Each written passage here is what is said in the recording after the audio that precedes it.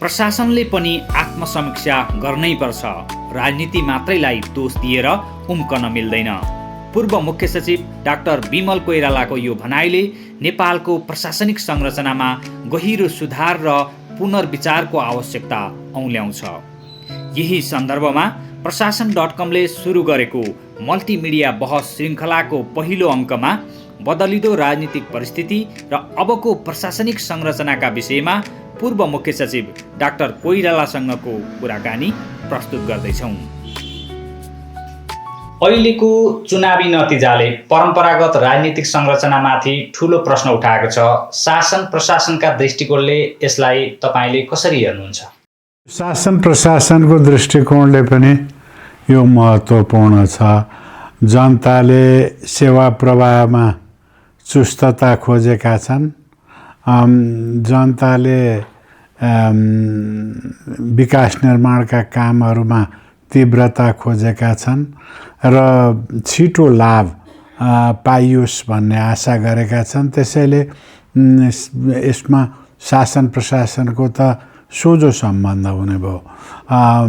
त्यसकारण कसरी प्रशासनलाई पुनर्अभिमुखीकरण गर्ने भन्ने चुनौती यो सरकारलाई सबभन्दा पहिली पर्छ र यसलाई पुनर्अभिमुखीकरण गरेर जनताका अपेक्षा सम्बोधन हुने ढङ्गको प्रशासन र त्यो ढङ्गको संरचना निर्माण गर्नु चाहिँ चुनौतीपूर्ण छ र समय लाग्छ।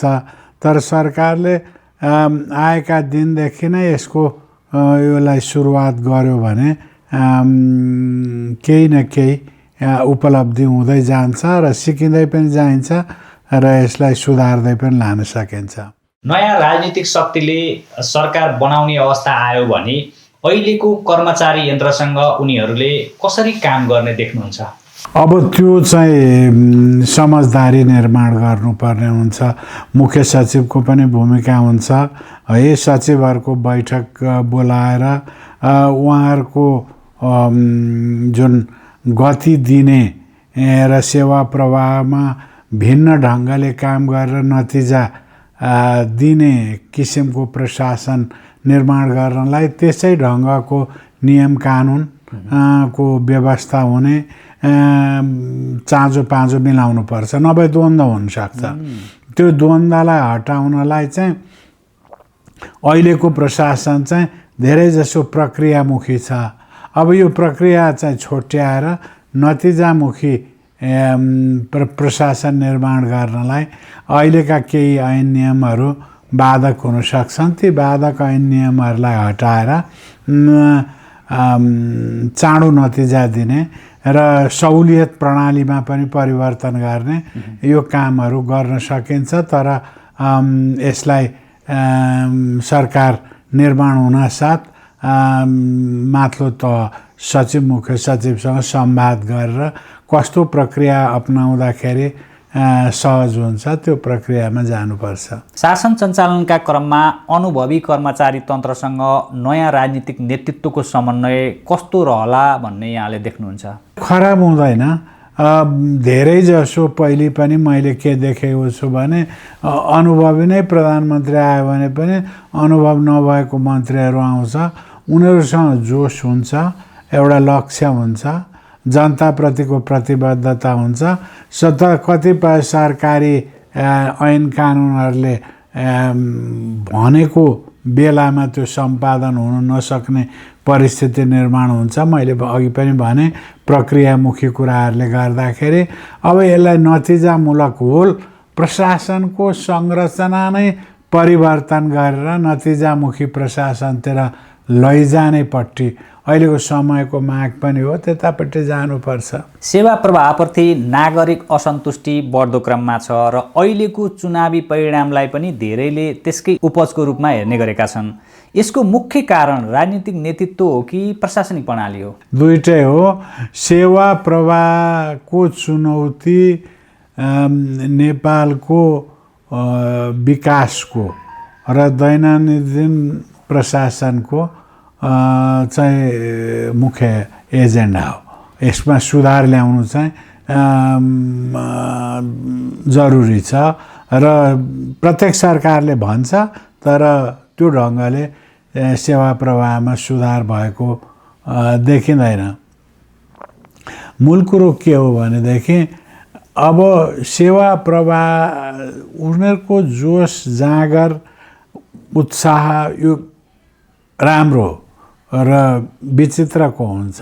अब त्यसलाई कसरी हाम्रो कर्मचारी तन्त्रभित्र पनि प्रभावकारिता सृजना गरेर सुधार गरेर प्रभावकारिता सृजना गरेर त्यसलाई छिटो सम्पादन गर्ने र जनताले अनुभूत गर्ने खालको अवस्था सृजना गर्नेपट्टि प्रशासन लाग्यो भने त्यो द्वन्द्व पनि कम हुन्छ। नयाँ राजनीतिक शक्तिले सरकार बनाउँदै गर्दा अहिलेको कर्मचारी यन्त्रसँग उनीहरूले कसरी काम गर्ने देख्नुहुन्छ? त्यो पूर्ण रहँदैन। अब अघिल्ला सरकारहरूको के छ भने कर्मचारी तन्त्र र राजनीतिक कार्यकारीको भेटघाट त्यही बेलामा हुन्छ जुन बेलामा मन्त्रीमण्डल निर्माण भएर सरकार निर्माण भएर जाने हो। त्यही बेलामा भेटघाट हुन्छ, तर यति सहज भेटघाट हुन्छ र राम्रो सौहार्द भेटघाट हुन्छ। अब कसैले म संवादै गर्दिनँ, यो मान्छे नै ठिक छैन भनेर पूर्वाग्रह राखेको छ भने बेग्लै कुरो। त्यो पूर्वाग्रह नराखिकन आएको मान्छेले राम्रोसँग संवाद गर्न सक्छ र उसले चाहिएका सूचनाहरू प्राप्त गर्न सक्छ र ती सूचनाको आफ्नो ढङ्गले विश्लेषण पनि गर्न सक्छ र कर्मचारी तन्त्रलाई त्यसको जानकारी पनि दिन सक्छ। यो सहकार्य हो, राजनीतिक नेतृत्वमै चलेको हुन्छ प्रशासन।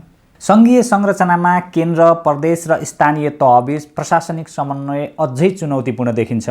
नयाँ राजनीतिक परिस्थितिले यसलाई सुधार गर्ने अवसर दिन्छन् कि झन जटिल बनाउने सम्भावना देख्नुहुन्छ? जटिल त हुँदैन। यो के भने म त अहिले पनि हामी सङ्घीय संरचनामा छौँ, तर यो चाहिँ कस्तो व्यवस्था छ सुधारिएको केन्द्रीयता जस्तो है। केन्द्र सरकारले नै सबै थोक खटनपटन गर्ने हो भने के को सङ्घीयता? केन्द्र सरकारले नै मन्त्रालयले नै नियन्त्रण गर्ने हो सबै कुराहरूमा स्रोत र साधनमा भने के को सङ्घीयता? त्यसमा सङ्घीयतामा तिनटै सरकार निष्पक्ष, तटस्थ र छुट्टा छुट्टै ढङ्गले काम गर्न सक्ने हैसियतको निर्माण गर्नुपर्ने हो। संवाद चाहिँ जरुरी छ, समन्वय चाहिँ जरुरी छ, त्यो हुनुपर्छ। तर नियन्त्रण गर्ने अथवा आदेश दिने यो प्रक्रियाबाट हाम्रो चल्यो सङ्घीयता, जुन कुरो चाहिँ ठिक थिएन। सार्वजनिक प्रशासनको मेरुदण्ड मानिने कर्मचारी तन्त्रमा कानुनी जटिलतादेखि मनसायगत अवरोधसम्मका समस्याहरू त यथावत छन्। के यो राजनीतिक परिवर्तनसँगै कर्मचारी तन्त्रको सोच र कार्यशैलीमा पनि परिवर्तन आउला? आउनुपर्छ। अब अचाक्ली भयो। जनताले राजनीतिक नेतृत्वप्रति विद्रोह गर्यो। अब कर्मचारी तन्त्रसँग रिसाएको जनताले कहाँ विद्रोह गरे? ठाउँ त छैन। त्यसो हुँदा कर्मचारी आफै सुध्रिनुपर्छ र जनता हामीप्रति सकारात्मक छैन जसरी राजनीतिक कार्यकारीहरूप्रति थिएन। त्यसो हुँदा हामीले त्यो सकारात्मकता सृजना गर्न आफूलाई बदल्नुपर्छ भनेर त निजामती सेवाले त्यो मनस्थितिमा बसेन भने फेरि अर्को सङ्कट आइपर्छ, जुन सङ्कट हामी झेल्न सक्दैनौँ, कठिन हुन्छ। त्यो अवस्था कस्तो हुनसक्छ? केही थोरै सिनारियो यहाँले सम्झिन सक्नुहुन्छ? जुनसुकै परिस्थिति पनि आउन सक्छ। अब सम्पूर्ण कर्मचारी संयन्त्रलाई नै पाखा लाउने अथवा झिक्ने जस्ता कामहरू हुन थाल्यो भने त सरकारको निरन्तरतामाथि पनि प्रश्न उठ्छ नि। यसले अर्को किसिमको रिक्तता वा भनौँ द्वन्द्व निर्माण नगरोस्। सरकार भनेको चाहिँ यो विकास हुँदै गएको एउटा इभोल्युसनरी प्याटर्नमा जाओस् भन्ने जुन सोचाइ छ त्यो मान्यता खण्डित हुन थाल्छ। सेवा प्रवाहका क्रममा कर्मचारी तन्त्र व्यापक आलोचनाको केन्द्र बन्ने गरेको छ, जसका पछाडि राजनीतिक प्रभाव पनि एउटा कारण मानिन्छ। अहिले पुराना दलहरू कमजोर हुँदै नयाँ शक्ति सत्तातर्फ उन्मुख भइरहेका बेलामा पुराना दलप्रति झुकाव भएका कर्मचारीबाट नयाँ सरकारलाई अवरोध हुने सम्भावना कतिको देख्नुहुन्छ? यस्तो अवस्थामा सरकार कसरी अगाडि बढ्ला? त्यस्तो त हुँदैन। अब हामीले के देखेका छौँ भने विभिन्न मन्त्रालयहरूमा कहिले पहिले पनि कहिले काङ्ग्रेसको, कहिले एमालेको, कहिले माओवादीको गइरहेछ। हो, उसले राजनीति पनि गर्छ, अलि छाडा चाहिँ छ, तर त्यो त्यति हुँदाहुँदै पनि आधारभूत कामहरूमा चाहिँ उसले तलमाथि गरेको देखिँदैन। त्यसो हुँदाखेरि कर्मचारीको सहयोग असहयोग भन्ने चाहिँ प्रश्न उठ्दैन जस्तो लाग्छ। नयाँ दल तथा नेतृत्वको माथि भरोसा भन्दा पनि पुराना नेता तथा कार्यशैलीप्रतिको आजितीकरणको उपजबाट सिर्जित यो परिस्थितिमा नवोदयमान जनप्रतिनिधिहरूले जनताको त्यो निराशालाई आशामा बदल्न सक्छन्? यहाँलाई के लाग्छ? किन नसक्नु? यो त हाम्रो जति पनि निराशाको उत्तरै आशा हो है। त्यसो हुँदाखेरि त्यो आशा देखाएरै र आशाकै कारणले जनताले मत हाले हुन् होइन। कहाँनिर चाहिँ छ आशा भनेर जनताले मत हालेको हुन्। अब आशा गर्ने जनतालाई फेरि निराश बनाउने त्यो त ठिक भएन, ठिक हुँदैन पनि। त्यसो हुँदा यसलाई त आशा जागृत गरेर त्यो आशाको दियोलाई बिस्तारो सबैतिर प्रसारण गर्ने पट्टि लाग्नुपर्छ। त्यसो हुँदा नयाँले गर्न सक्दैनन् भन्ने हुँदै होइन, नयाँले गर्न सक्छन्। तर के छ भने तिनवटा कुरा चाहिँ चाहिन्छ। एउटा इमान, अर्को निष्ठा र सङ्कल्प। यो तिनवटा कुरा भएन भनेदेखि कार्य सम्पादन चाहिँ फेरि पुरानै ढर्राको र जनताले प्रश्न उठाउने खालको हुन्छ। यहाँले जुन इमान, निष्ठा र सङ्कल्पको कुरा गर्नुभयो त्यो अहिलेको नवनिर्वाचित जनप्रतिनिधिहरूबाट पाउने सम्भावना कतिको देख्नुहुन्छ? हुन्छ, किनभने त्यो हुटुटी अब सङ्कल्पको निम्ति चाहिने त्यसले निष्ठा निर्माण गर्ने हुटुटी भित्र ऊर्जा चाहिँ व्यापक देखिन्छ है। तर अब इमान त त्यो चाहिँ परीक्षण हुने विषय हो नि। अहिले तत्काल चाहिँ म बोल्न सक्दैन इमान चाहिँ को विषयमा, तर इमान पनि राख्यो भने त राम्रो। यहाँ निजामती प्रशासनमा स्पष्ट पर्खर र आदर गर्ने प्रशासकका रूपमा चिनिनुहुन्छ। आम निजामती कर्मचारीलाई परिवर्तित सन्दर्भमा कसरी लय लिन सुझाउनुहुन्छ? अर्थात् वर्तमान र यसपछि आउने मुख्य सचिवलाई के सुझाव छ? मैले पहिलेदेखि नै भन्दै आएको यो मैले अहिले निर्वाचन भएपछि भनेको होइन। पहिले अघिल्लो निर्वाचन ताका पनि त्योभन्दा अगाडिदेखि नै भन्दै आएको कुरा के हो भनेदेखि हामी निजामती कर्मचारीहरू अलिक सच्चिँदै जानु पर्यो, सुध्रिँदै जानु पर्यो। यसको प्रतिष्ठा निर्माण भनेको जनताले यसलाई पत्यायो भने हुन्छ।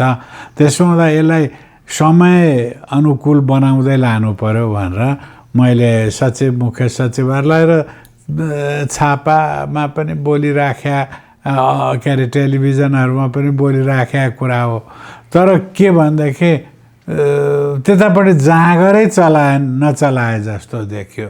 त्यो यो समग्र जनतामा आएको निराशाको एउटा अङ्ग त प्रशासन पनि हो नि होइन। राजनीति मात्रैलाई दोष दिएर त हामी उम्कन सक्दैनौँ, प्रशासन पनि हो।